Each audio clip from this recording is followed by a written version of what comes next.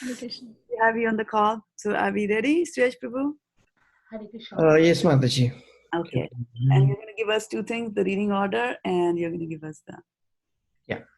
Okay. You're going to do both of the things to us. So let me share the screen first. Please. Host disabled attendee screen sharing. Yeah, that is by default. Okay, go ahead. Hare Krishna, Shraddha Mataji. Hare Krishna. Dandavat pranam. Dandavat pranam, Khyati Mataji. Hare Krishna, Sashi Shekhar Prabhu. Why are you in the dark today? Okay, now I can see the light now. Opposite side of the light. I was doing pranayam. Now I'll go there. And I can see Victoria behind. Okay, good. She's coming. I'm turning on the light. Suresh Prabhu, I won't be able to read today because I have to go somewhere. So I will just listen in. Sure, Mataji. Okay, very nice. Very nice. Okay. All right, let's see.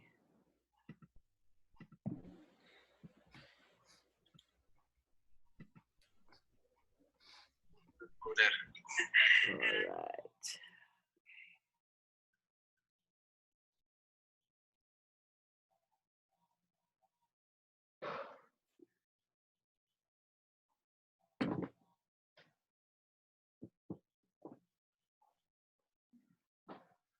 Let me know whenever you should go.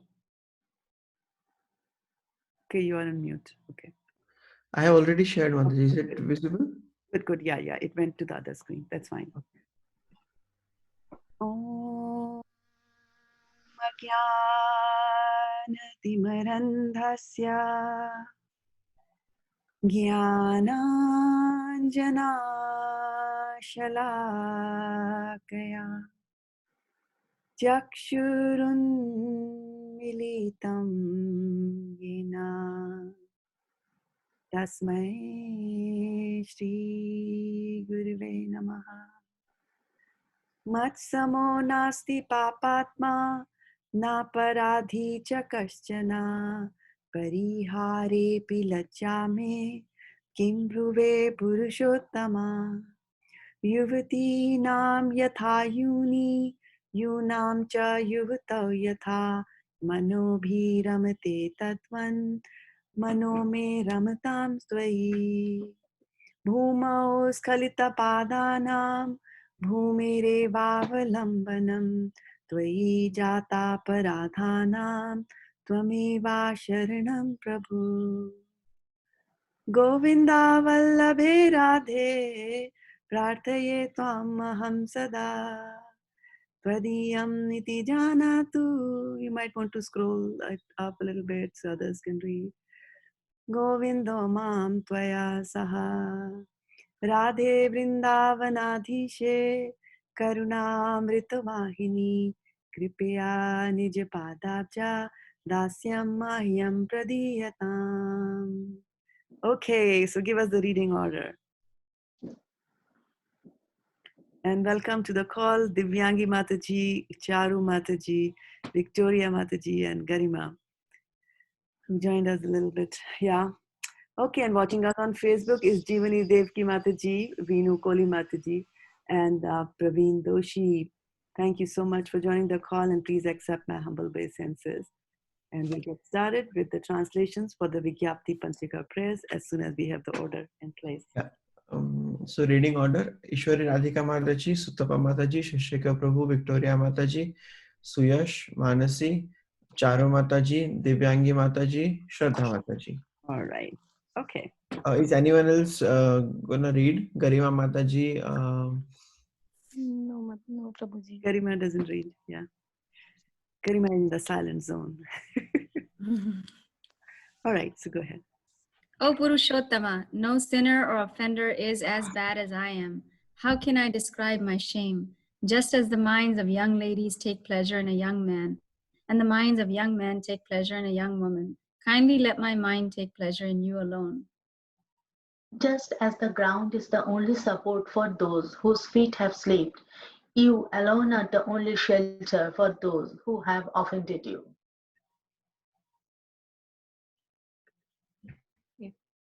O Srimati Radharani, beloved of Lord Govinda, this is my request. May you and Lord Govinda consider me one of your assistants. O Srimati Radharani, O Queen of Vrindavan, you are a river flowing with the nectar of mercy. Please be kind to me and give me a little service at your lotus feet. Okay, good. So reflection time now. Tuam eva sharanam Prabhu. This is the best line, Mataji. I love it so much. Yes, You are yes, the only shelter. yeah. Tvameva Sharanam Prabhu. Yes. Govinda Vallabhe Radhe. Govinda Vallabhe Radhe. So what does that mean, Govinda Vallabhe Radhe? One who's dear to Govinda. Krishna. Yes, very nice. Okay. What else? Radhe Vrindavanadeshe. Radhe Vrindavanadishe. Good.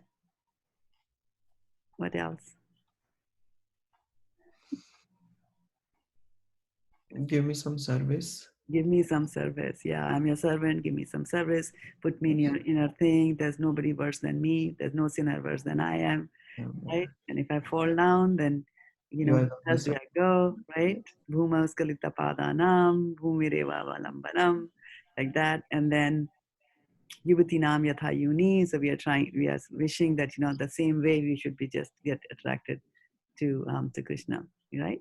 Elsewhere, Kunti Maharani also says that my mind should be attracted to you just as the Ganges gets attracted towards the ocean. Gango Madham Udanvati. The force with which Ganges goes to meet, Ganges starts from the Himalayas and then goes and meets in the Bay of Bengal, the ocean. And the force with which she's running towards the ocean to meet the ocean, I wish my mind will also rush towards you with that kind of a speed, like that. And the good news is that it does happen.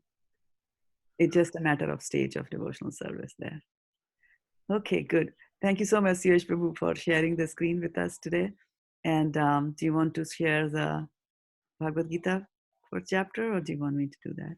Oh, I can do that. Okay. Just give me a minute. Yeah, no problem at all.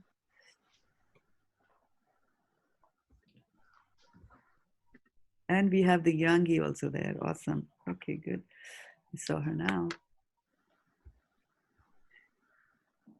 So what's the news in New York, Yangi? Everything is the same. Everything is same as Sunday. That's good news. That nothing changed for the worse, because Kali Yuga, everything is going to deteriorate. If you're able to keep our Monday as Sunday, that's good news. Okay. So I can see that you are, setting these things here. And Sunil Krishna, so happy to have you on the call. Achyuta Radhe Mataji, Mantra Chitti, Danvat Pranams, and Rohit Kumar, Danvat Pranams to you. Okay. So who goes in next? Myself.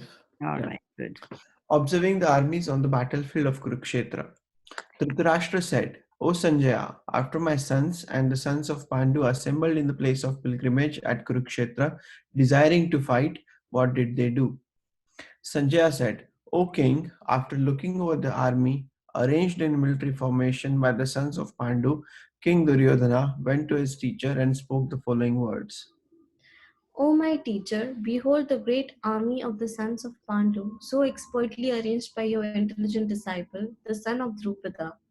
Here in this army are many heroic bowmen equal in fighting to Bhima and Arjuna, great fighters like Yuyudhana, Virata, and Drupada. Charu? Hare Krishna. There are also great, heroic, powerful fighters like Drishtaketu? Drishtaketu, Chekitana, Kasir Raja, Purjit, Kantiboj, and Saibya. Shaibya. Thank you. There are tactics. There are mighty Yudamanyu, the very powerful Uttamanja, the son of Subhadra, and the sons of Draupadi, All these warriors are great chariot fighters. But for your information, O best of the Brahmanas, let me tell you about the captains who are especially qualified to lead my military force. There are personalities like you, Bhishma, Karna, Kripa, Ashwadhama, Vikarna, and the son of Somadatta, called Bhurishrava, who are always victorious in battle.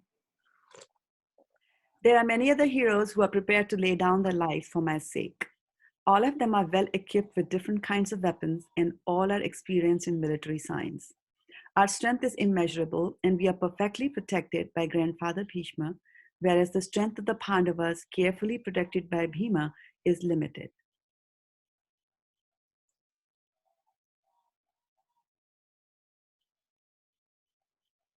Ishwari Radha? All of you must now give full support to Grandfather Bhishma as you stand at your respective strategic points of entrance into the phalanx of the army. Then Bhishma, the great valiant grandsire of the Kuru dynasty, the grandfather of the fighters, blew his conch shell very loudly, making a sound like the roar of a lion, giving Duryodhan joy.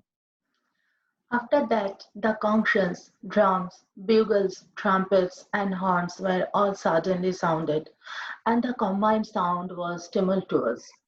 On the other side, both Lord Krishna and Arjuna, stationed on a great chariot drawn by white horses, sounded their transcendental conch shells. Lord Krishna blew his conch shell, called Panchajanya. Arjuna blew his, the Devdat, and Bhim, the voracious eater and performer of Herculean tasks, blew his terrific conch shell, called Pondra. King Yudhisthira, the son of Kunti, blew his conch shell, and the Ananta Vijaya, and Nakula and Sahadev blew the Sugosha and Mani Pushpaka. That great archer of King of Kashi, the great fighter Shikhandi, Drishtadyumna, Virat, the unconquerable Satyaki, Drupad, the son of Draupadi, and others, O king, such as the mighty armed son of Subhadra, all blew their respective conch shells. The blowing of these different conch shells became uproarious, vibrating both in the sky and the earth. It shattered the hearts of the sons of Dhritarashtra. At that time, Arjun, the son of Pandu, seated in the chariot bearing the flag marked with Hanuman, took up his bow and prepared to shoot his arrows. O king, after looking at the sons of Dhritarashtra drawn in the military array, Arjun then spoke to Lord Krishna these words. Arjuna said, O infallible one, please draw my chariot between the two armies so that I may see those present here who desire to fight and with whom I must contend in this great trial of arms.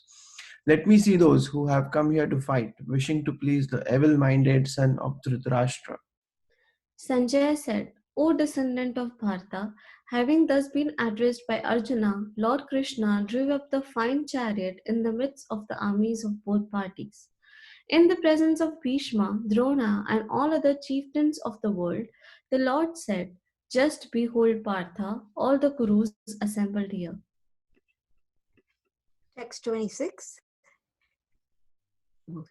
That Arjuna could see within the midst of the armies of both parties, his fathers, grandfathers, teachers, maternal uncles, brothers, sons, grandsons, friends, and also his fathers-in-law and well-wishers. When son of Kunti, Arjuna, saw these different grades of friends and relatives, he became overwhelmed with compassion and spoke thus. Arjuna said, My dear Krishna, seeing my friends and relatives present before me in such a fighting spirit, I feel the limbs of my body quivering and my mouth drying up. My whole body is trembling, my hair is standing on end, my bow gandiva is slipping from my hand, and my skin is burning.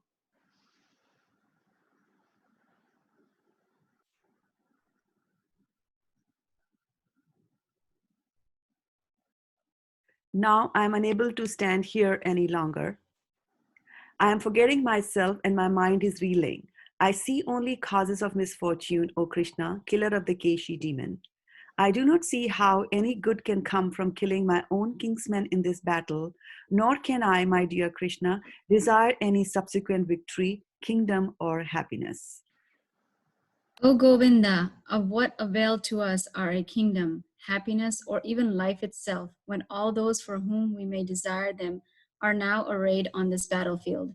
O Madhusudana, when teachers, fathers, sons, grandfathers, maternal uncles, fathers-in-law, grandsons, brothers-in-law, and other relatives are ready to give up their lives and properties and are standing before me, why should I wish to kill them, even though they might otherwise kill me? O maintainer of all living entities, I am not prepared to fight with them, even in exchange for the three worlds, let alone this earth. What pleasure will we derive from killing the sons of Dhritarashtra? Sin will overcome us if we slay such aggressors. Therefore, it is not proper for us to kill the sons of Dhritarashtra and our friends. What should we gain, O Krishna, husband of the goddess of fortune? And how could we be happy by killing our own kinsmen? O Janardana, although these men, their hearts overtaken by greed, see no fault in killing one's family or quarreling with friends, why should we, who can see the crime in destroying a family, engage in these acts of sin? With the destruction of the dynasty, the eternal family tradition is vanquished, and thus the rest of the family becomes involved in irreligion. When irreligion is prominent in the family, O Krishna, the women of the family become polluted, and from the degradation of womanhood, O descendant of Vishnu, comes unwanted progeny. An increase of unwanted population certainly causes hellish life both for the family and for those who destroy the family tradition. The ancestors of such corrupt families fall down because the performances for offering them food and water are entirely stopped. By the evil deeds of those who destroy the family tradition and thus give rise to unwanted children, all kinds of community projects and family welfare activities are devastated. O Krishna, maintainer of the people, I have heard by disciplic succession that those whose family traditions are destroyed dwell always in hell. Alas, how strange it is that we are preparing to commit greatly sinful acts, driven by the desire to enjoy royal happiness. We are intent on killing our own kinsmen. Better for me if the sons of Dhritarashtra, weapons in hand, were to kill me unarmed and unresisting on the battlefield. Sanjaya said, Arjuna, having thus spoken on the battlefield, cast aside his bow and arrows and sat down on the chariot, his mind overwhelmed with grief. All right. So we did it today also, a chapter of Bhagavad Gita. Good. And then what's the verse for today? 44. 44. Yeah, we are inching towards the end. Okay, so Sri Prabhu will give us 44 and we'll continue reading. Whoever's turn. Aho bata mahat papam kartum vyavisthavayam vyavasitavayam yadrajya sukhalobhena hantum swajanam uttatya. Very good. Oh, is that me next? Yes, Mataji. Yes. Oh, thank you, Mataji. Aho bata mahat papam. Should I read this, Mataji, No, English? read Oh, this. just go to the synonym. Yeah, go to the next section. Synonym. Aho, alas, bata, how strange it is. Mahat, great. Papam, sins. Kartum, to perform. Vyavasthit, have decided. Vyam, we. Yat, because. Raja Sukha Lovena, driven by greed for royal happiness. Hantam, to kill. Savajanam, kinsman. Udyata, trying. Also, translation. Alas, how strange it is. Charu Mataji, just the synonyms. The next person does the translation. Okay. Yeah. Alas, how strange it is that we are preparing to commit greatly sinful acts. Driven by the desire to enjoy royal happiness, we are intent on killing our own kinsmen. Driven by selfish motives, one may be inclined to such sinful acts as the killing of one's own brother, father, or mother. There are many such instances in the history of the world, but Arjuna, being a saintly devotee of the Lord, is always conscious of moral principles and therefore takes care to avoid such activities. Hari Om Tat Sat. Okay. So now we can go deep dive into the verse for today. And yeah, you looking for reflections, points you liked, points you didn't like. Still 2 days, Mataji. Say that. Moral principles. Mm-hmm. There is happiness and then there is. Sorry. Okay, no, sorry, Suresh Prabhu, go ahead.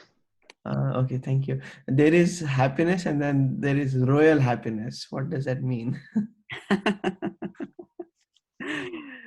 Yeah, he's talking about that when they're going to win the war, right? When they're going to win the war, then they will become the kings, right? Right now they are not there because they lost the kingdom. So the happiness from governing the whole world, you know, the royal happiness is used in that term. Otherwise, sometimes you also use royal to define something very majestic, right? Like that. So right now here it is plain simple. The happiness that's going to come from becoming the king or the emperors of the world.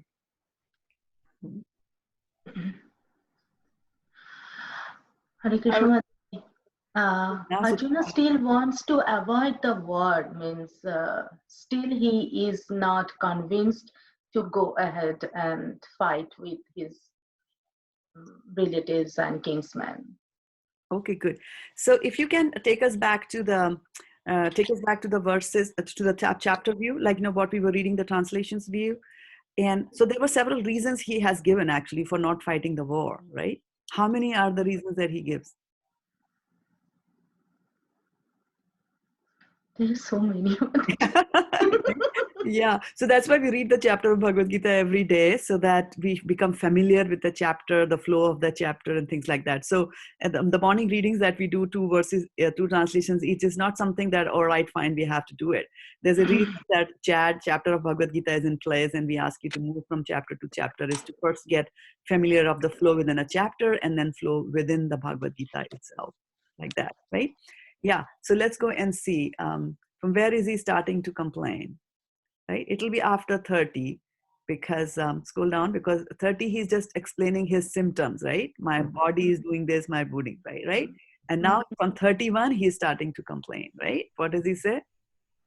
I do not see anything can come from killing my own kinsmen in this battle. Right. So he's saying that there is no good that's going to come out of that, right?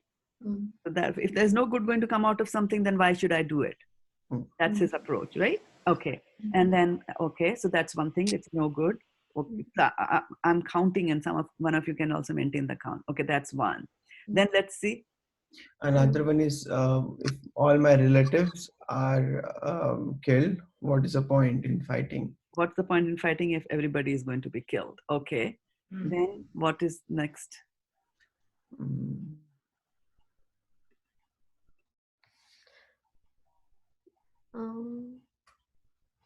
Sin will overcome if yes, you will get sin. Sin, yeah, you will get sin, isn't it? We try to avoid sin, right? Because if you do sin here, then we have miseries later on. Okay. Okay, what else did he say? Text 28, Mataji, that Arjuna says, I feel the limbs of my body quivering and my mouth is drying up. So he's unable to, he's just giving up bodily also to fight. Yeah, so that is covered under all will be killed, right? Oh, okay. Okay, yeah, but good point, yeah. The family would be involved in irreligion, destruction of dynasty. Yeah, okay. And then in 37, 38, about all will be killed, he's pointing out to some particular kind of killing. Greed. No, particular killing one's family. Killing one's family, right? So because that is, you go kill and here and there, but then killing your own family, father, like that, right? Uncle, grandfathers is something not done usually, right? Okay, so that's one thing that he thinks of. And then, yeah, let's go to the next one. What were you saying? irreligion. The family tradition will be Family tradition will be destroyed, right? So family tradition. These are the examples that he's giving, right? Okay. All right. What else? Mataji, number 40, anybody said so far? Family polluted and the farm. And not yet. Yeah, you stay tuned in to what others are saying. Okay. Yeah. So women of the family get polluted. But before that, what was that? 39? Destruction of dynasty. Irreligion. Family Irreligion, tradition. right? Yeah, so family will be involved in irreligion, Irreligion. right? Yeah. Okay. And then when what Charumataji suggested, after irreligion, Degradation family of become womanhood. polluted and degradation of womanhood. Yeah. So family is polluted, right? And then there is degradation of womanhood. Okay. So when the family will be polluted, the whole system will be down, and there will be no Shraddha ceremony. There will be no one to continue the family tradition. And so still on 40, what's going to happen after the degradation of women? Unwanted Unwanted progeny. Unwanted Unwanted progeny. progeny. Right. So we get unwanted progeny. Okay. Then we go. Then what happens after unwanted progeny? Unwanted population, and that will help to cause the hellish life for Yeah. the So family. then we have hellish life. Okay. Hmm. Yeah. Okay. Hellish life for family. Then Some Mataji just said about the evil deeds of those who destroy the family. no. Don't jump. Go back. 41 41, later. 41. Charu, give me something from 41. 41, okay. Yeah. Give me something from there. Hellish life for the family. Hellish life. Then what The happens? ancestors, Mataji, ancestors will, Fall down. they will fall down, Mataji. Yeah, ancestors will fall down. And the Shraddha ceremony will be stopped, Mataji. There will be no one to offer food. The entire Shraddha ceremony will be stopped. Okay. What else will happen? Then Shraddha ceremony will be stopped. After that, Families fall down. families fall down. Ancestors will fall down, right? Sorry. Okay. Yeah. That we covered. That we counted. Then Shraddha ceremony will be stopped, right? And All then community projects and family welfare activities are devastated. yeah. So community projects will be finished, right? Yeah. Okay. And then family. The rise will be unwanted. There will be more unwanted children in the family.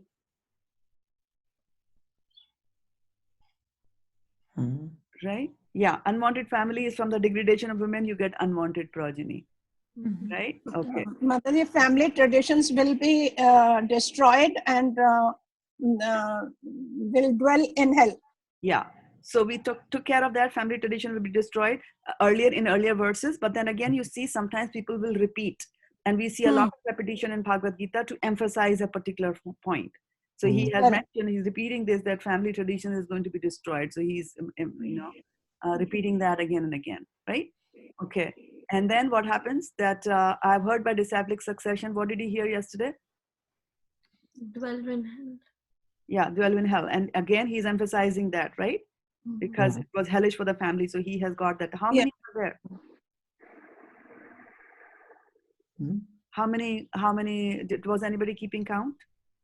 Yes, Mataji, we are nearly 10. 1, 2, 3, 4, 5, 6, 7, 8. We are nearly 10. I have got 12. Okay, you have 12. Mataji, I came late, so I'm sorry. I got late, Mataji. You don't have to explain. No, I told you again. All will be killed. That's the one, destroying the family, right? And I think I wrote something. I have 11. Family tradition will be destroyed. Family will be involved in irreligion. Family will be polluted. There will be degradation of women. There will be unwanted progeny. It will be hellish life for everybody. Ancestors will fall down. Shraddha ceremony will be stopped.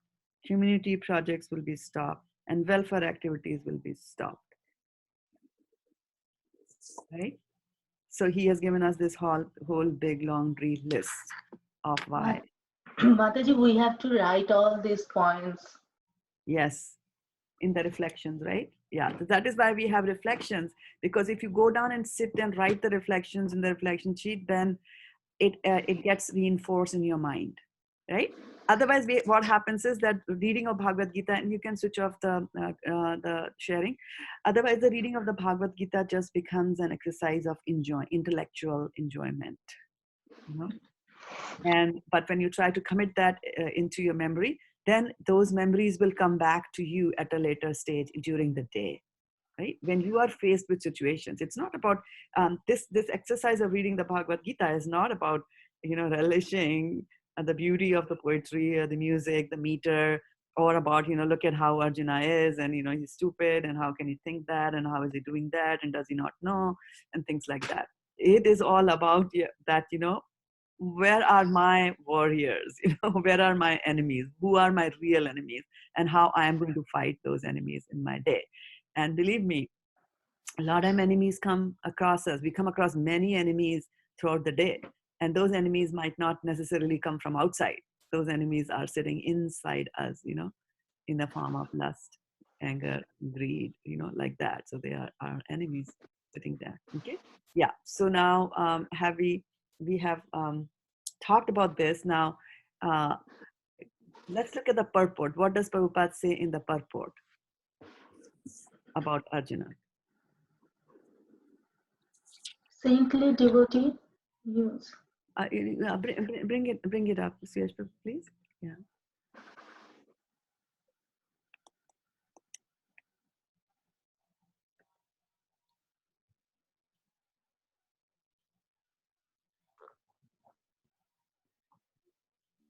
Can I read it, Mataji? No, I'm not asking to read it. I'm asking for points. Yeah, points from there. Yes, Mataji, Arjuna being a saintly devotee, he is always conscious about the moral principles. Yes. So he's confused, right? He's not confused. He's conscious, right? He's conscious of the moral principles. So we have to remember that Arjuna is a warrior, and this is a time of intense pressure. A world war is going to begin, right? And yet at that time, at a time of such intense pressure, Arjuna has not forgotten the moral principles, right? He gives us 11 reasons why the war should not be fought. And over here, if you see that he's using the term, if you scroll up a little bit, you'll see that he's using the word vayam, right? What is it? Aho bhat mahat papam kartum vyavastha vayam. So he's saying that we are preparing to commit greatly sinful acts. So he's not just throwing the blame on the Kauravas. He's also saying us, also saying we, like that. So that's also a very nice trait that we have. And so, you know, kartam vyavasthavidam yada sa sukha lobhena hantum swajana udyata. So radi raj sukha lobhena, right? So just because to get some royal happiness, right? So like I'm a king, so king is a very powerful position, so people like to have that position. So in the you know in the previous verses also he was talking about you know, what use is this for us to get this, and, you know, or how can we enjoy this if our relatives are killed, like that, right? So here again he's saying that, you know, it is very strange that even after knowing all these 11 things, that we are still preparing and we are still ready to commit this greatly sinful act, right? And why is the reason? The reason is the desire to enjoy royal happiness. Now this is such a this is an example of a devotee of the Lord, and you can switch off the sharing because I want to see you. Is that he, when we talk about royal happiness, right? The Pandavas had royal happiness, right? Pandu was crowned the king, and then certain things happened, so he had to go to the forest, and then Dhritarashtra was there, and then we have all these various reasons why they had to go into the forest, and they did that, right? So even at the time when they had the gambling match where the dice was rigged, right? You know, the dice was rigged. It was not an honest and a true dice, and so it was always falling in the favor of the Kurus. So when Yudhishthira lost the war, he could have just come and said that, hey, he could have protested, right? He could have protested and said that, the dice was rigged, this is wrong, and this is this, and this is that. He did not do that. They all left and they just went to the forest. And so it's not that the Pandavas had a lot of greed for in going and enjoying the royal, whatever they're going to get from that. So they were fighting more for what is the right thing to do because they are Kshatriyas, and they were happy that they were happy just with a small part of the kingdom. How big did they want the kingdom to be?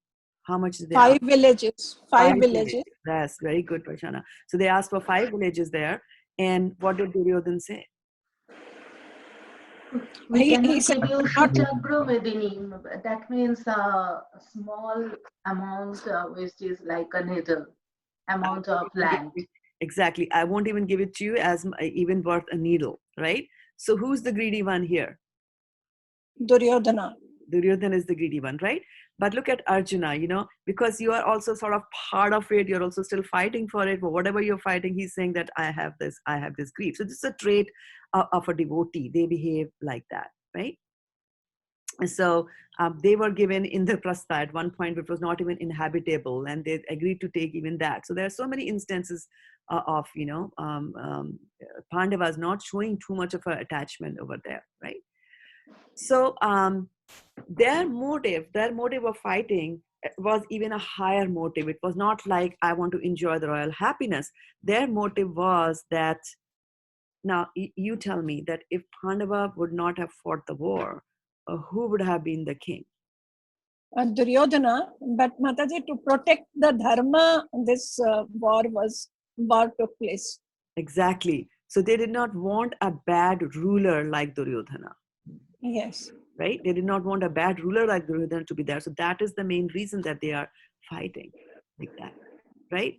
But then it is very, very normal thing. It's a very natural thing. For example, you're trying to do something, right? You're trying to put across an idea in your office. So you have been given a job and you're supposed to make a presentation in office and talk about how a particular problem is going to be solved. And you're looking for some support from the people there so that, your ideas will be implemented. So you spend a lot of time and you spend a lot of energy into it. And the next day you go and start making the presentation at work. So you know that there are people in the office that don't like us. And we know that they are the ones who are going to raise the maximum objections to your presentation. You know your presentation is foolproof. And but there are always enemies who will give you grief. They will grill you down. And so that's our mood. So we are watching out for those enemies like that. Now, if we go to our presentation and we start making the presentation and you guess what? It's not the enemies who are saying anything, but actually your friends, your colleagues whom you thought were your friends, they are the ones who are pulling your legs.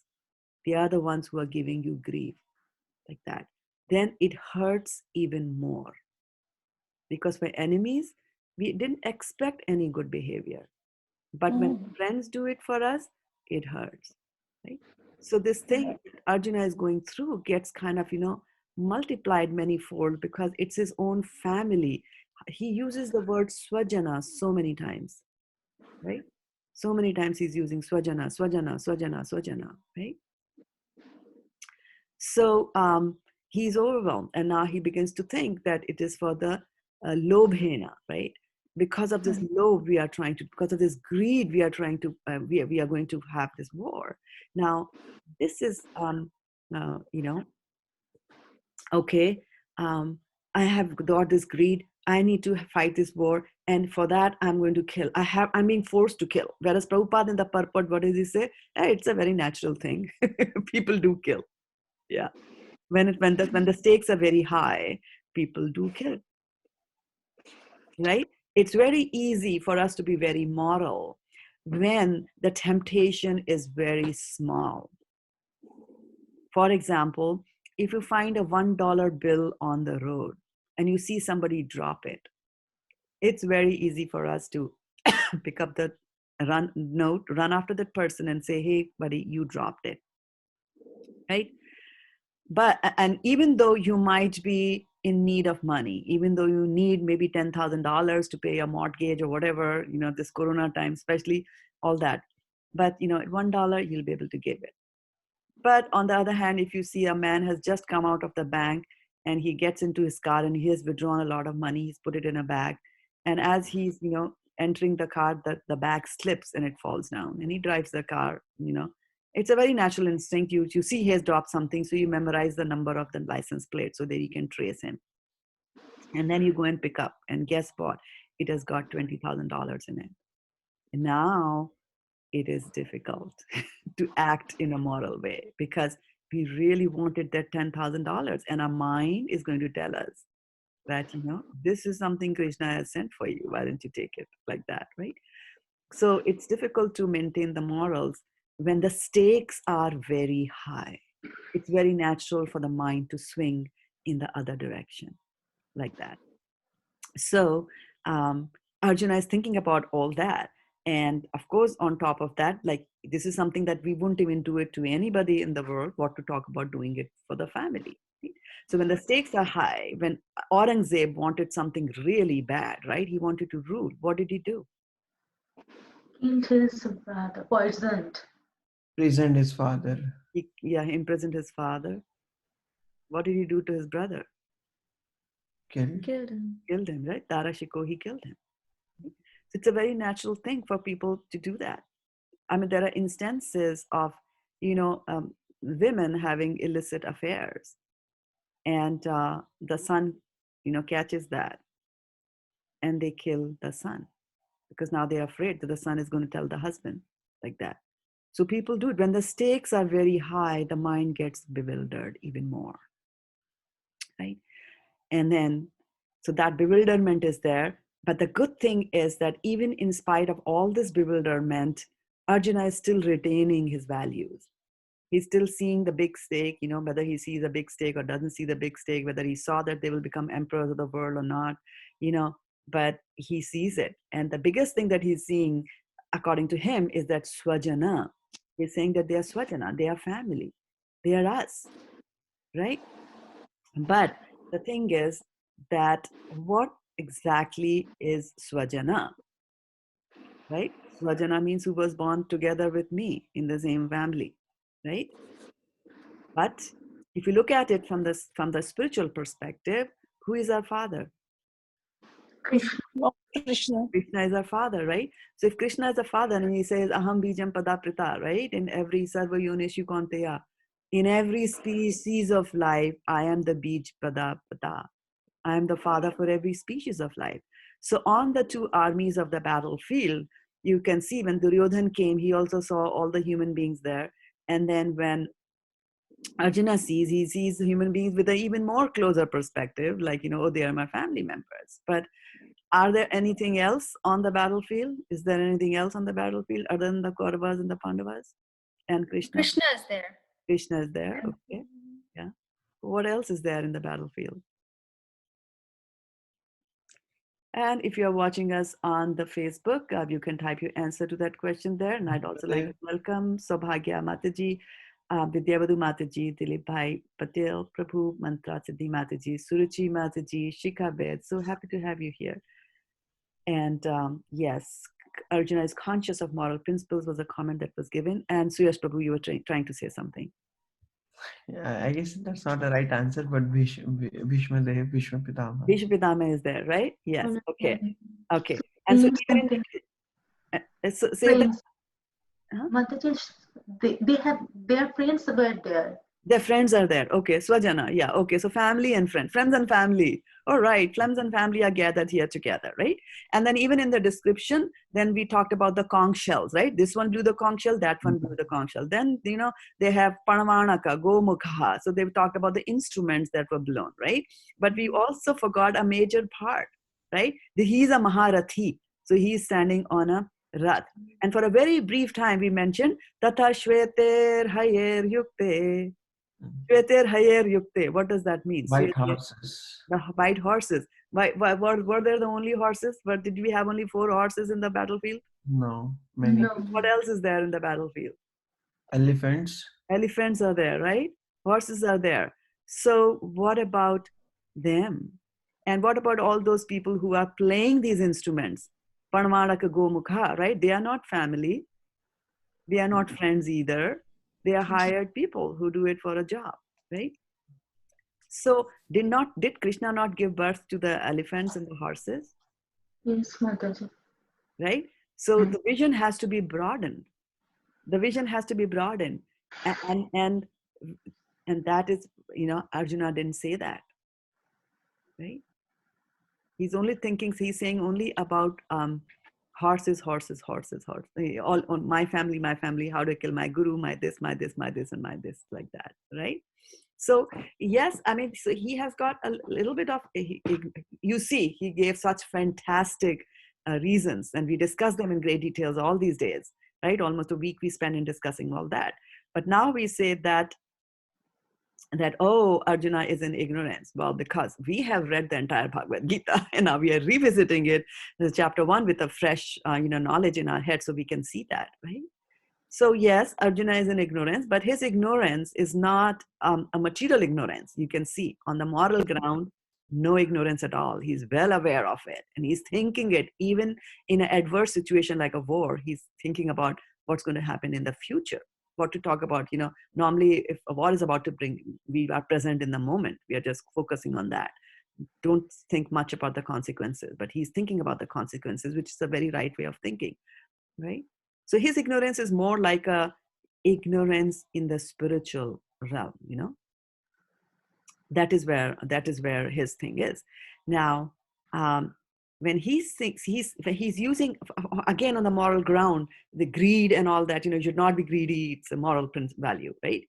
So he is thinking that I'm not going to take this kingdom because I don't want to be greedy. I don't want to be this. I don't want to that. And that is where the problem lies, that he's thinking that everything is for his happiness.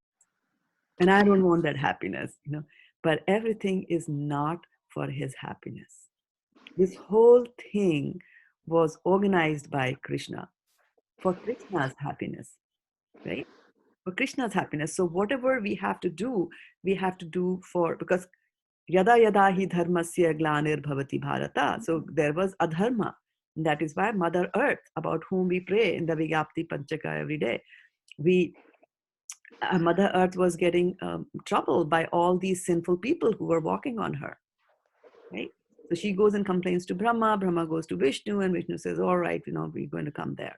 We'll take care of that. You just make arrangements that demigods also go there, so we'll come as a team, like that. So Krishna has an agenda in mind. Paritranaya sadhunam vinashaya cha dushkritam. So for that, he's doing it. So our focus all the time should be on how can we please Krishna. Atmendriya priti? No. Krishnendriya priti. So we have to remember to satisfy the senses of Krishna. And once we begin satisfying the senses of Krishna, then our senses are satisfied. So whatever you do, yat karoshi, yat ashnashi, yat juhoshi, dadasi, yat tapashyasvi konteya, tat kurushvamad arpanam. So he's saying, whatever you do, you eat, you give, or you take, or you receive. Whatever you do it as an offering for me. He'll say that in the 9th chapter of Bhagavad Gita. In Srimad Bhagavatam also he says that, he creates all these orders, right? He has a Kshatriya order, he's a Brahminical order, Vaishya, Shudra. He's created all of them and says, Atapambir dujasheshta varnasham vibhagasaha. So I have, divided the society into all these varnas, right? And then what is the job of a person who is in his varna? And what is Arjuna's varna? And which varna is Arjuna? Kshatriya. He's a Kshatriya, right? So his varna should be samsiddhim haritoshanam, that he should be focusing on how to satisfy Krishna. And right now, he's not doing that. At least till now in this chapter, he's not doing it, right? Like that. So we have to keep that thing in our mind, that let's see, it is a good progress. I mean, you have to be moral to go to the next stage. Parthivat daruno dhumas tasmas agni traimya tamastastu rajas tasmat satyam yat brahma darshanam. So he says that, wood is better than earth. Although wood comes from earth, but wood is better than earth because you can use it for your to ignite a fire. But fire is even better because just wood standing by there lying in one corner is no good. Fire is even better because with fire you can perform yajnas. What are some of the things that you can do with fire? Do cooking for Krishna. You can cook for Can Krishna. Okay. What else can you do with fire? Yagya, as you said. You can do the yajna. Yes.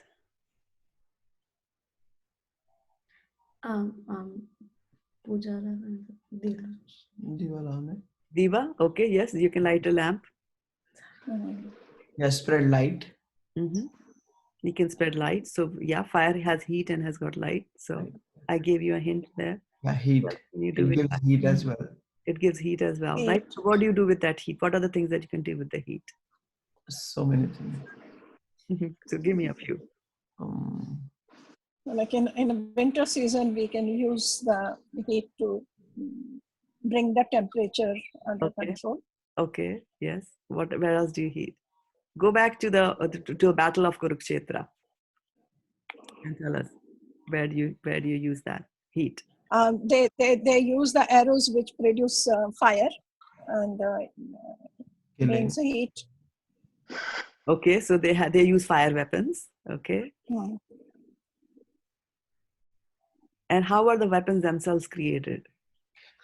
A mantra. By chanting the mantra. Yeah, but not all the weapons, right? You'll have to weld it. Yeah, so welding that requires a fire, right? So everything that is constructed, the chariots, the steel rims on the chariot, the utensils that are required, everything that is constructed from metals usually requires fire, right? And then of course they are eating something. They're fighting, they'll be eating something. So you already said that you use the fire for cooking over there. No, all the industrial work you see is done with the help of the fire only. Right. Yeah. So you see, just wood lying like that is not enough. It has to be the fire has to be there. So that is why just a little bit of Krishna consciousness is not good enough. Let a little spark and a little something. Yeah, I'm good. I do good things. That's not enough. Your little spark has to be fanned, and that's why Vaishnav Prabhu says, "Fan the spark." Right. So if the spark is there, it should be fanned so that it becomes fire, and then fire is really good. Parthiva daruno dhumas tasmas agnir traimaya. Right? And then the verse goes on and says, Tamastastu rajas tasmat. Tamastastu rajas tasmat. Better than ignorance is mode of passion. Right? Tamastastu rajas tasmat. Sattvam yad brahma darshanam. Sattvam, mode of goodness, is even better. Mode of goodness is even better. Why? Because from the moment you go to the mode of goodness, then you will reach the level of transcendence. Yeah, you have to raise yourself to that. So that fire is required. So keep on fanning the spark today in yourself and as well as in others. So look out for people, look out for opportunities. If you're looking for those opportunities, then you will get those opportunities. If you have a desire to preach, then you will get.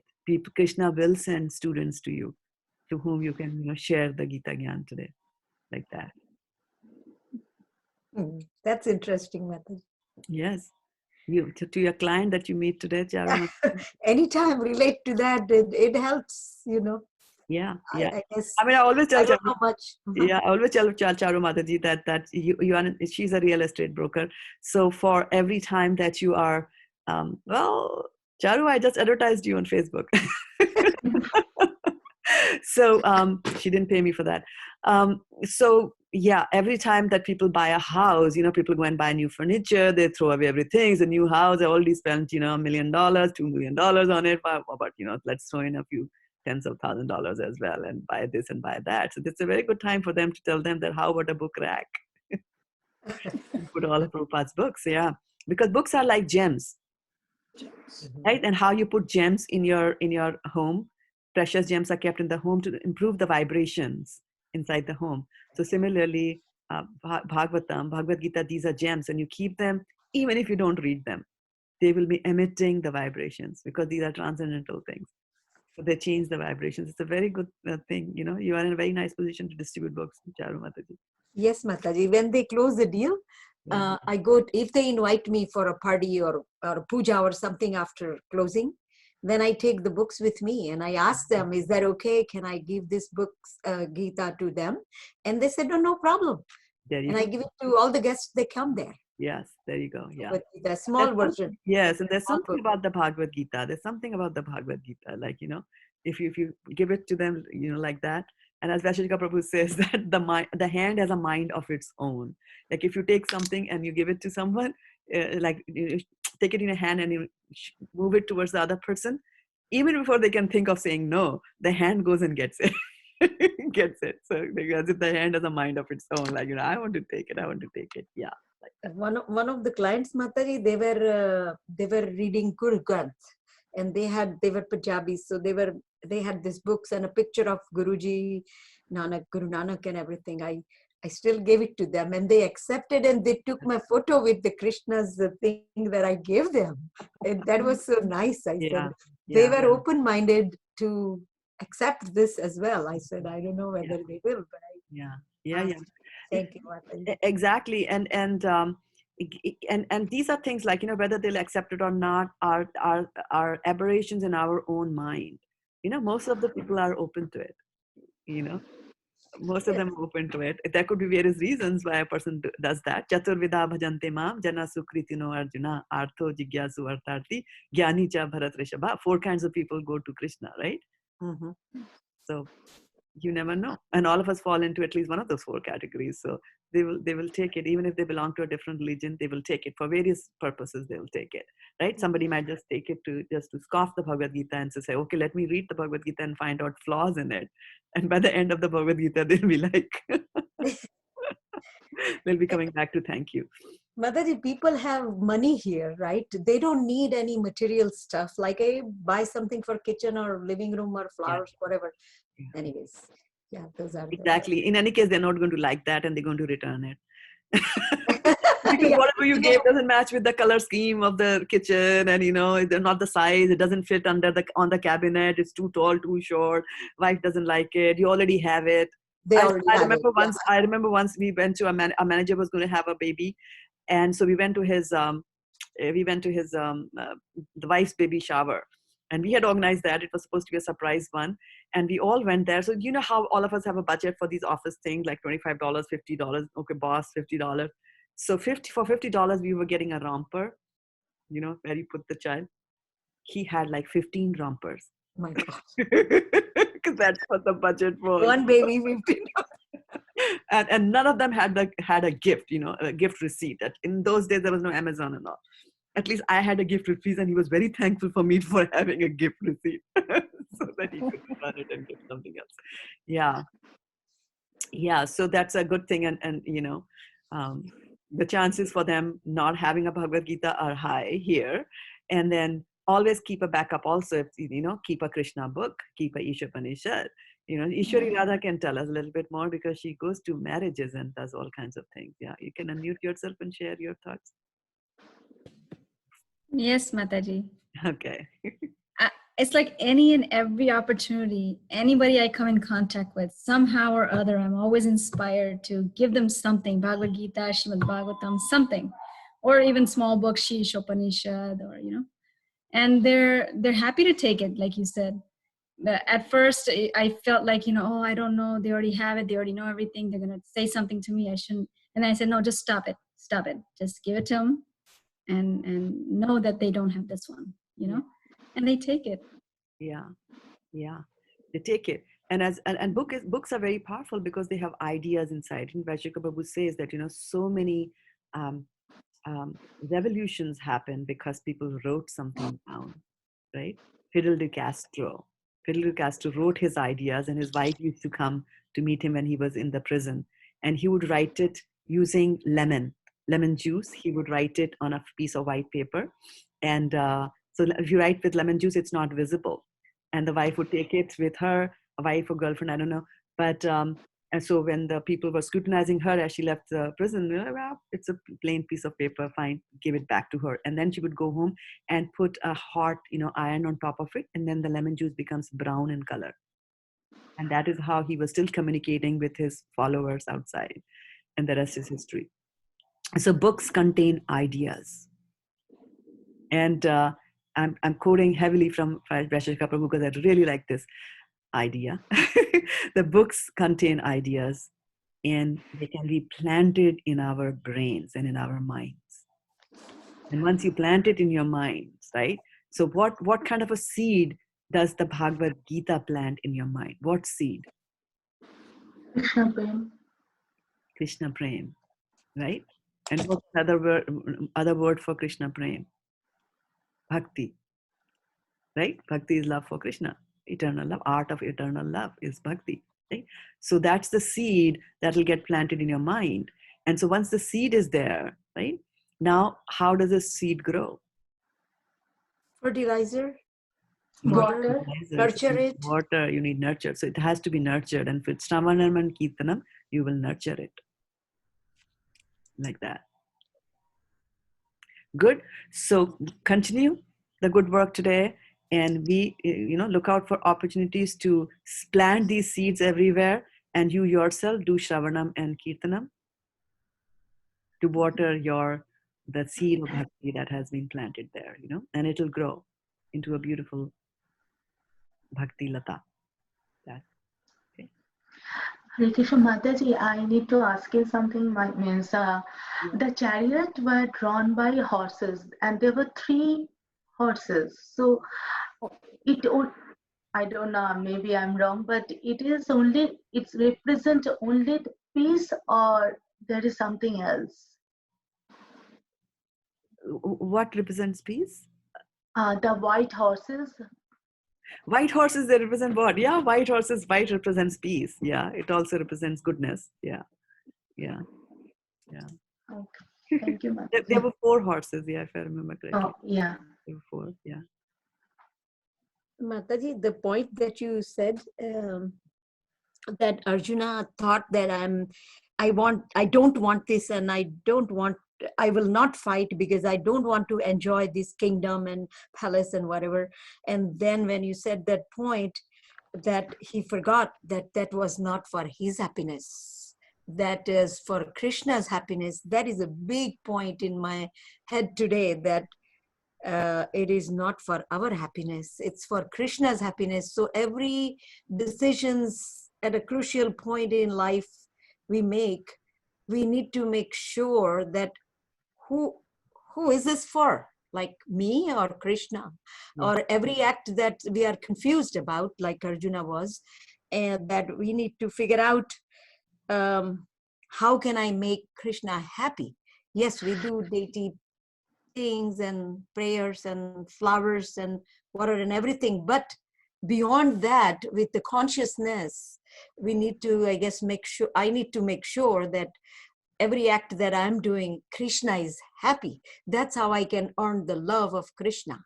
Because the real goal of the life that we are learning here is to establish or rejuvenate, or what is it called, awaken the love for Krishna. So that is such a good point, Mataji, you mentioned today. That is, I'm going to keep it on my board here for today's date. That's a good thing. Yeah, that's a good thing, to carry gems from the Bhagavad Gita and put them there. I mean, I've seen Preeti Radhika does that, and she puts it on her Facebook page, like gem. Or she's sharing her gems. Yeah, right, like that. Yeah. Whatever good thing that you get from the Bhagavad Gita every day, try to share it with somebody else, and that way it'll also get etched in our psyche. You remember more when you tell it to others, like that. Yeah. And I was watching on Facebook, there's a little bit of a lag between when we are talking here and on Facebook. So we get answers from the Facebook, and I'm not able to take it at the right time. So I do see that we had soldiers on both the sides, and chariots and horses and parkas were answered by Achita Radhe. She said that.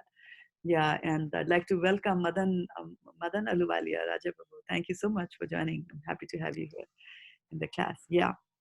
Okay. Any last thought? I liked that point, Mataji, when you told that reading Bhagavad Gita is an intellectual enjoyment. Yes, it can become an intellectual. It can become an intellectual pursuit.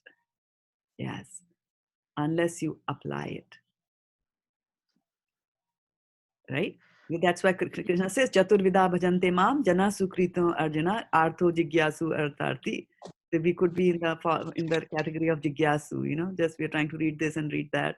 You know, there's something must be there. Let's read it. Or, you know, I have understood the Sanskrit now. You know, oh, I got this word, I got that word. And what can this word mean? And what do you think, like that, right? And so that's intellectual pursuit, right? I know all the verses of Bhagavad Gita. They are not going to come to any use. We can people can memorize all the Bhagavad Gita. After all, it's a song, it's a language, but the main thing is applying it. And Vaishnavi Prabhu says, keep the main thing the main thing. It's a funny statement, but keep the main thing. The main thing is very powerful. Yeah, very, very powerful statement.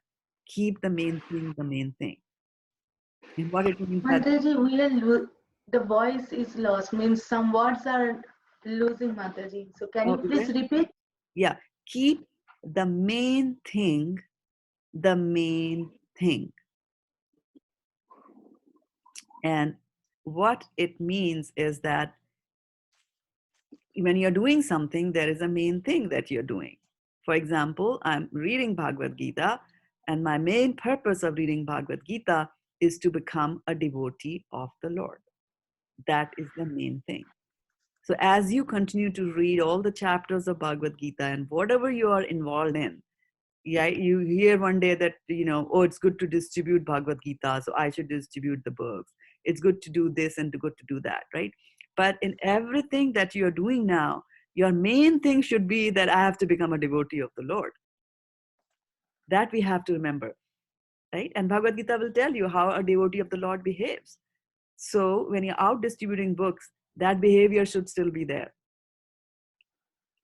right? Because the main thing is to become a bhakta.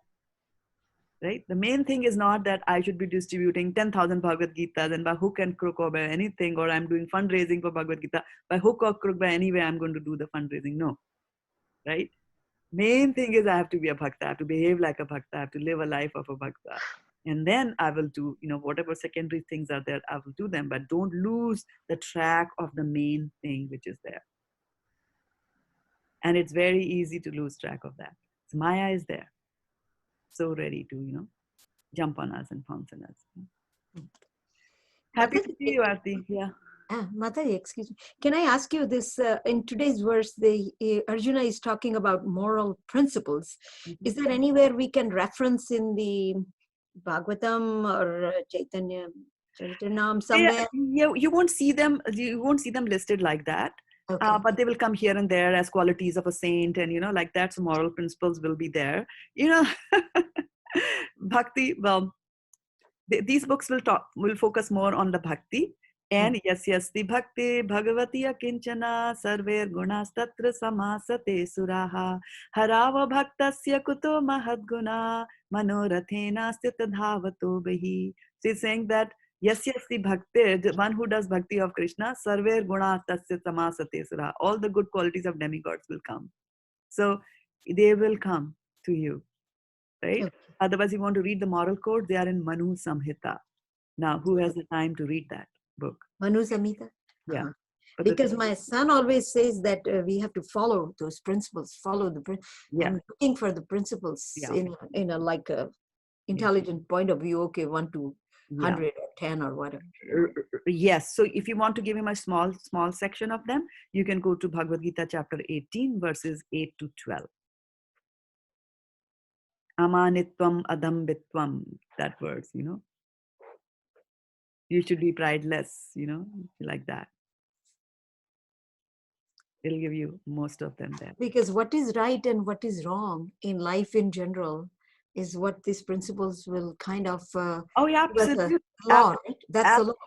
Very good point that you bring, because it helps me explain the metaphor of planting an idea seed. If you plant a seed in a fertile ground versus planting a seed in an infertile ground, the differences will be, the results will be different, right? You'll have to, or maybe the efforts will be different. If the ground is not fertile, then you have to do a lot of work first to bring it to the level of fertility, and then only the seed can sprout, right?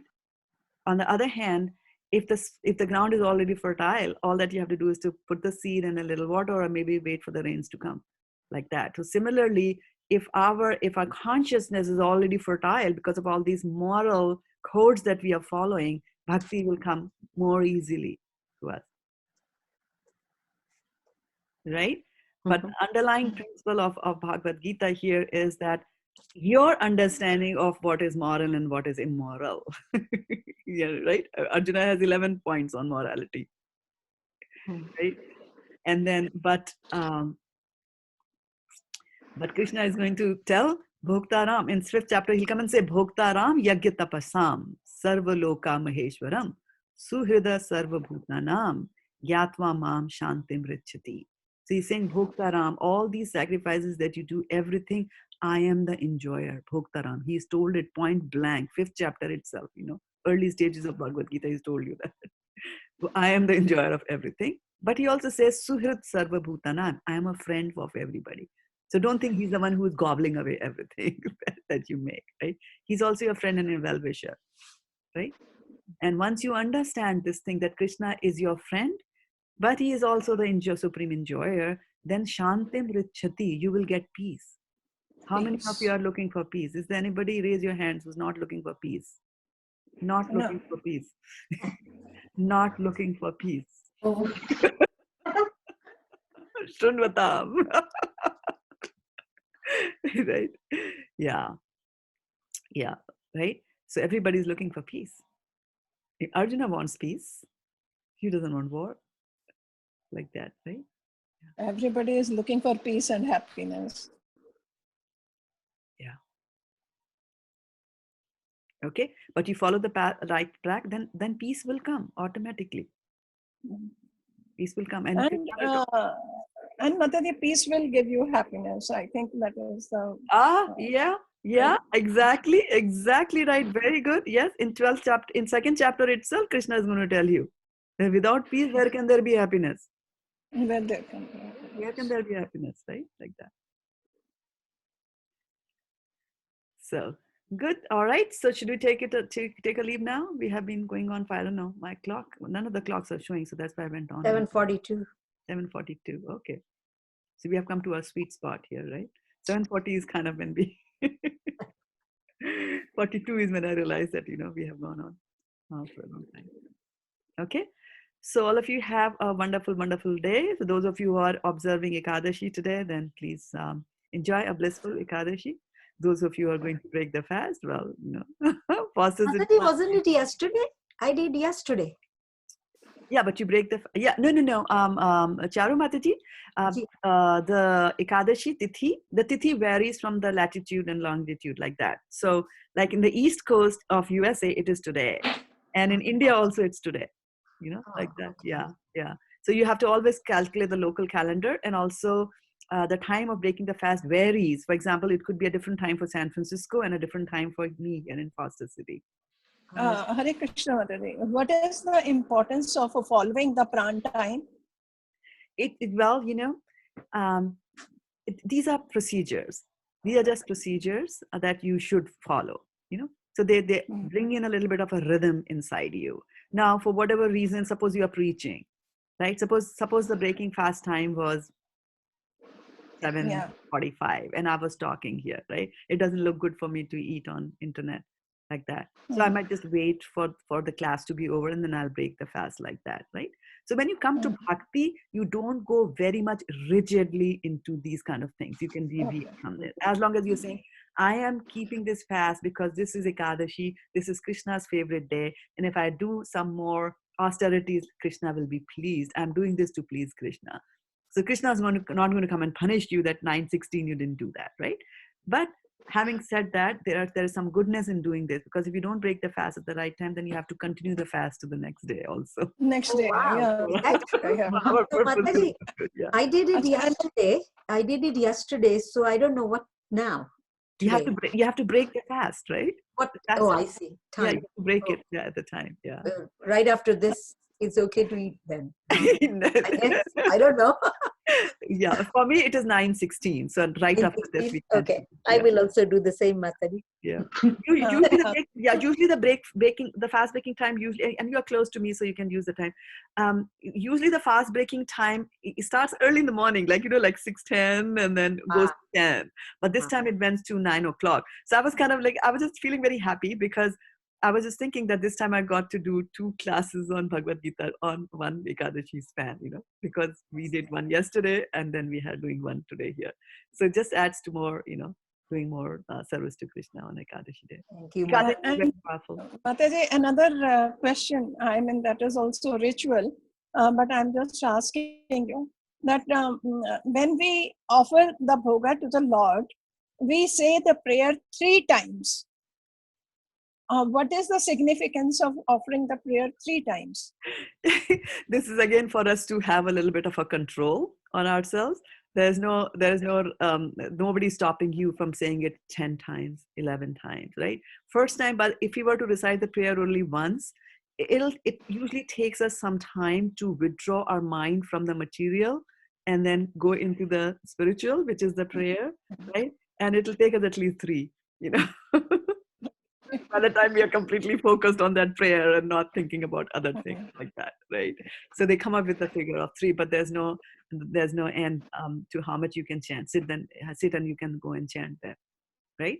They say that once you're offering the prayers once you have offered the bhoga to the Lord, the good way of doing it is then you sit down while he's eating. Like if your husband is eating, if you're giving food to your husband, right, Varshana Mataji, and you put the thali in front of him on a dining table, and then you go away, right? He would like you to sit there, right, and make small talk and ask him how his day was and things like that, right? You always give companionship to the person who's eating. So now, before you get alarmed and think, now there's another one thing that you have to do, I'm just telling you that this is a good way of doing it. And so you are supposed to sit down there and either read from the scriptures or do your Gayatri mantras or whatever you're doing, you do that, or sit there and chant like that, because he like it even more, right? But at our homes we don't have that much of time to do that, so the rules in the homes are slightly relaxed.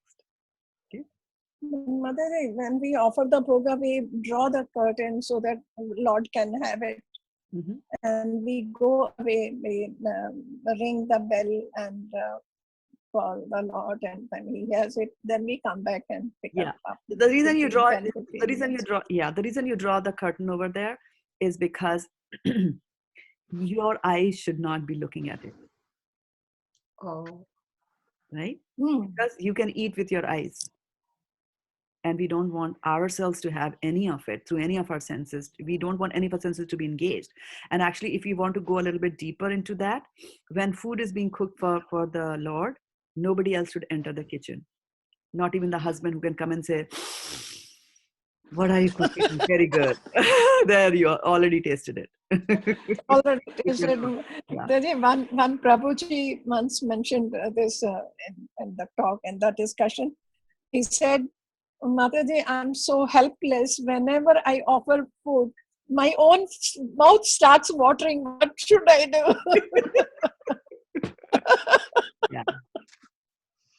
Yeah.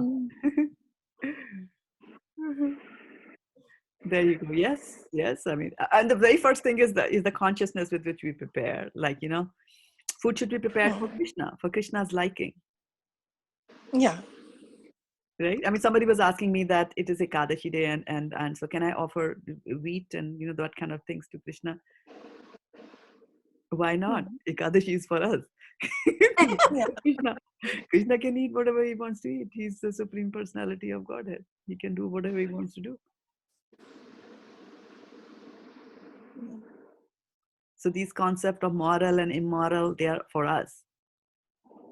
And our vision of morality is a different thing. For example, you are supposed to have only one wife, but then you can just say, "Oh, look at Krishna. What did Krishna do? He had an affair with Radha and went and married Rukmini." Right? People can look at it that way. This question people ask, People will ask you, People ask this question. When he had 16,108 wives, what was he doing? But one thing, Mataji, he was only 7 years old when he met these gopis and he was with them and he had that, you see, friendship with them. And you see, after that poor thing, he never came back. But he was So 16.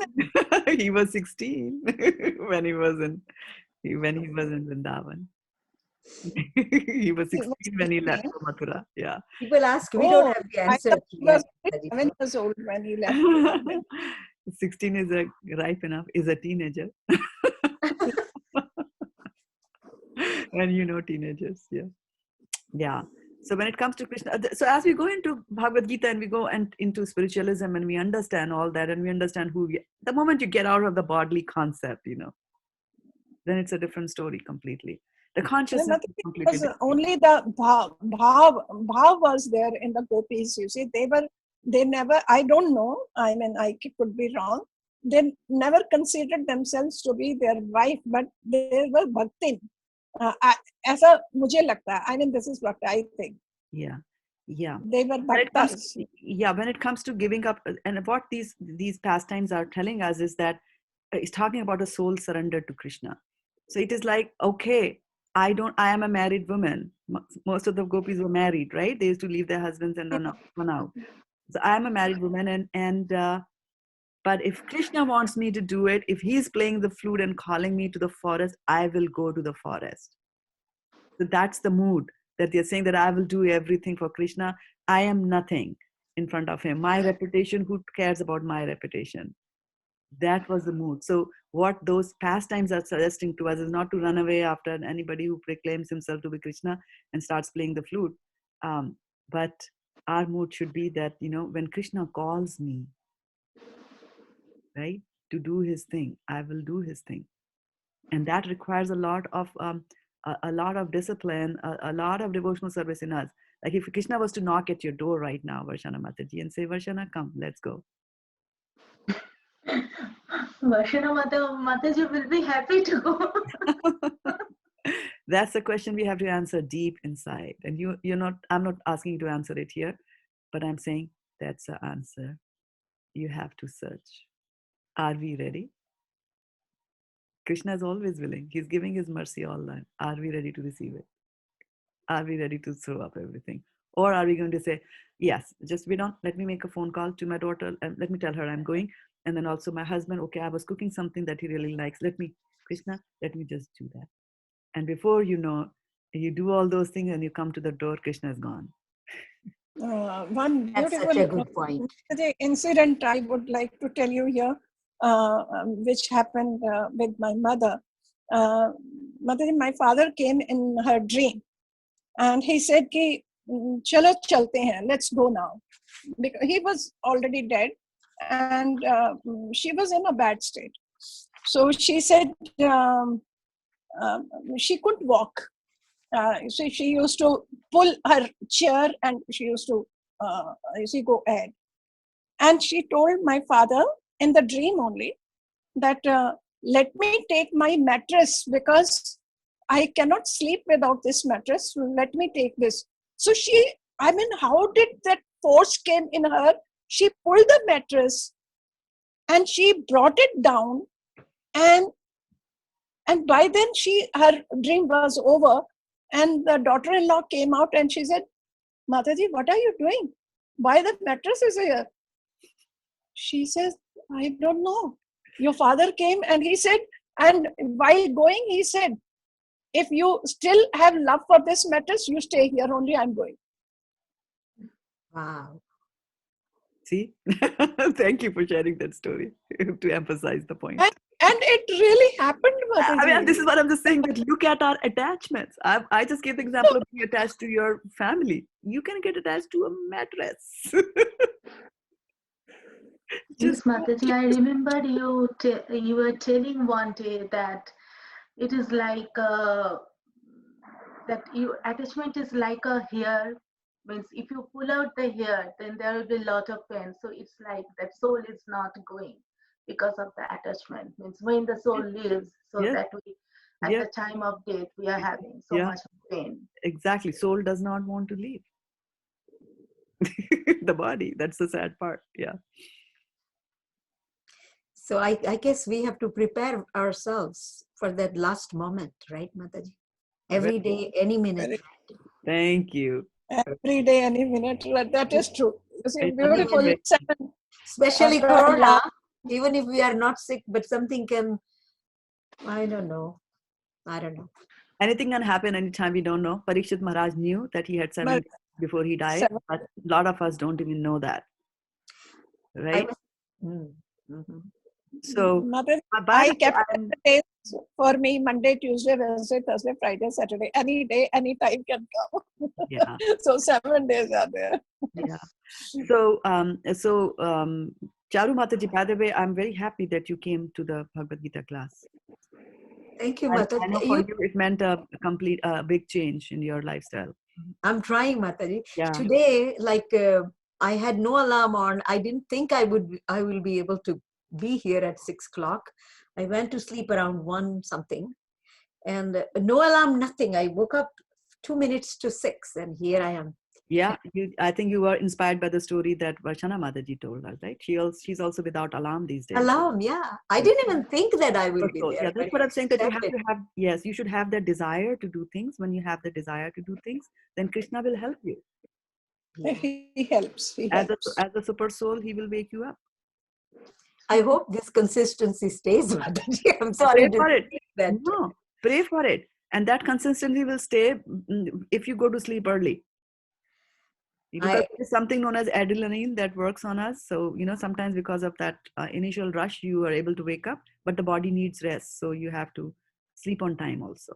And slowly do those small steps like that, but do it. But I'm glad for you, this was a major leap, right? From a person who would only attend evening classes, you have come to someone who is willing to spend time in the morning, be in the class at 6:30 in the morning. It involves efforts because you have to get up even earlier, get ready, and things like that. Yes, Mataji, it will be like 2 months on May 25th because we have started the class on 24th or 25th March. So it is almost 2 months. Yeah. And if we are able to gain something out of it, which of course we do, but when we realize that we gain so much in depth of this, that we can carry that thing all day long and every day, then it can, I guess, over the period of time, it purifies us what we are looking for to become a Bhakt. Krishna. There you go. Yes. So the biggest of the journeys start with the first step. So you have stepped into the Zoom room. That's very nice. And Apara Gorangi has stepped on Facebook. Welcome, Apara Gorangi. So happy to have you on the call there. And Achyuta Radhe Mataji is saying that Gita needs to be applied in life. Yes, Gita is the manual of life. Right? Whenever you buy any appliance in the home, whether it is a pressure cooker, whether it's a washing machine, whether it's a dishwasher, they all come with that little booklet, right? That tells you how to use it. A user manual, right? User manual. Sometimes it is small, and sometimes the user manual is big. This big. Okay? But it depends on the complicacy, how complicated the device is. And there is nothing which is more complicated than the human body in this creation, right? So we need a lot of guidance. Okay? A lot of them. And we get lost, and then again we need the guidance, and we get lost, and again we need the guidance. It's like... Yeah. So it's not about getting lost, it's about how quickly you come back again. That's true. Till we get out of the habit of getting lost. And that is a stage that comes in devotional service. It's called Nishtha. Nishtha. Guru Maharaj's today's lecture also, I heard that he was giving stress on Nishtha. So you will all come to the stage. I mean, all these, all of you are coming to the 6:30 calls in the morning. This is Nishtha. This is Nishtha. Or even in the evening. I mean, there are so many diversions in the evening. What to talk about morning? I mean, morning requires a little bit of more austerity, but even evening, any time of the day to do anything consistently. So when you start doing things consistently, that is showing progress in devotional service. Mataji, is it, will it be okay if, like you say, I get up early in the morning? I mean, it just happens even if I sleep late, but now I'm trying to sleep early. 11:30, I'm sleeping, but I'm trying to make it 10:30 at least. Mataji, in the morning, I feel sleepy. It means when I'm up, when I'm chanting. Will it be okay if I start reading in the morning and chant later? I told you that you should chant half in the morning and half in the night. You remember? Night? Half your rounds in the morning, because you said you can't sleep in the night. You remember? You told us that Yeah. I'm not able to go to sleep. So, okay, from 10 to 11:30, you would sit and chant. Oh, that will be wonderful. Yeah, that was the first thing I told you. Yes, Mataji, I have also noticed that after 10, that is a quiet time. So you are done with everything. So I also prefer to listen all the lectures and everything after 10, means in East Coast time. So Yeah, time, place, and circumstance. It depends on, and also on mood. Some people are night people, but human beings in general are not. And ya nisha sarva bhutanam. Whatever is night for the general people is daytime for us. And whatever is daytime for others is night for us. Right? So it's always good to start early because you are in the mode of goodness. Yeah. But so you want to say, oh, early in the morning, everything is nice and calm and quiet, we are in the mode of goodness. No, I have got 4 kids and I have to get them all ready, and then somebody doesn't find his toothbrush, somebody has broken button and things like that. Oh, no. In somebody's house, early in the morning could be a time of passion, extreme passion. Then the husband is shouting, where is my this, where is my that, I'm getting late, all that, and then wife herself has to go to office. So there can be a lot of passion. So find your spot in your day. And I was just saying for you, Varshana Mataji, because you were saying you're having trouble falling asleep. I was saying, move your chanting, do half in the morning and half there and see. I missed it. Yeah. Mataji, I have a question in that. When we do like one round versus certain number of rounds together, I think one round is just like nothing, it's just mechanical stuff that you did it. But I think these are my thoughts, that if all 16 or whatever, 10 or 8 or 4 are done together, then out of this 108, 4 times, 10 times, one of the points can really focus and get us to connect. Because if we do one here and one there and one while working and everything, my thinking was that maybe not the best. Is it? Well, you know what, you just you kind of just supported and gave the answer to Varshana Mataji's question on why do we say the prayers 3 times? Why not once and why not 10, right? So, and I was saying it takes a little while for the mind to settle down. Okay. So having said that, again, it depends on a person's moods and personality. That's why for Varshana, I do 8 there and 8 there, right? So even if there's a settling time, then it is there. Having said that, sometimes some people get boggled by the numbers. For them, it might be very difficult to face a big target. So for them, it's like, okay, I'm a busy mom. I have got kids, I only get free time like 10 minutes at a time is all that I can afford to pull myself away from my household chores and then focus on the chanting part of it, right? So then, when they are chanting, they'll say, okay, small goal, I'll be able to achieve it. So it's a measurable, it is achievable. So whatever is achievable for you, you should do that. And when you are saying achieving, it has also got to be good quality achieving. So for that person who's in a hurry, if you say you have to do all the 16 rounds, they'll reach the goal. But how will the quality of the rounds be? We don't know. Right? So we have to, and it's a constant adjustment. It's a constant, you'll always measure, watch, record yourself, hear your recording, right? And then, be bold enough to record and honest enough to record yourself chanting. And then listen to it. Be bold enough to listen to it. We all will be surprised, That's that nice. how the mind slips. That's nice to record and listen again. Yeah, thank you, Mataji. Yeah, record and do that. Yeah. Mataji, I know it's really late, but I just wanted to ask a small thing. Like, I am very attracted to Krishna Katha, means like I love to listen so many recordings and lectures and everything. But Mataji, I'm not finding, means I couldn't manage the time to read, or I'm not finding any interest to read. So how I can deal with it, this situation? Again, small goals. Start with small goal. Like today, I'm just going to read one verse, translation, purport. Just one verse, and I'm going to close the book. Because if you send like, I'm going to read a chapter of Bhagavad Gita every day, 30 pages of Bhagavad Gita every day, I don't even have a taste for that. It's like a mom comes and gives a big bowl of spinach to the child, right? Child wants potatoes and you're giving them, spinach. No, but if the mom just gives him one little leaf, okay, can you just eat it? It's good for your health. Just one leaf, and I'll give you the cake after that. So then, they have the leaf. So you can also say that before you sit down to listen to any lecture, you can say, okay, I'll just read one sloka.